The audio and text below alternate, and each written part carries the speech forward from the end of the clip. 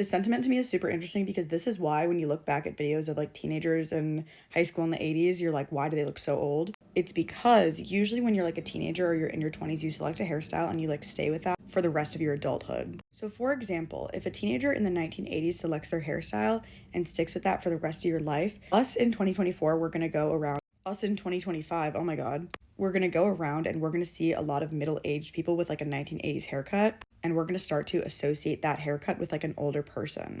And then when you go back and like watch a video of like a VHS tape of like teenagers in the 80s, you're like, oh my God, they look so old. Yeah, because they're basically wearing like an old person costume to us. It just ages them. Now, like, I will attribute maybe 30% of the reason that they look so old to like different diets, drinking less water, wearing less sunscreen, and just the fact that there were like less regulations on like the environment. So like your skin's gonna be terrible. And also, like, I'm saying this, but like I'm probably not gonna change my haircut for like a long time, and I'll probably end up having the same haircut that I had when I was like 21 until I'm like 40.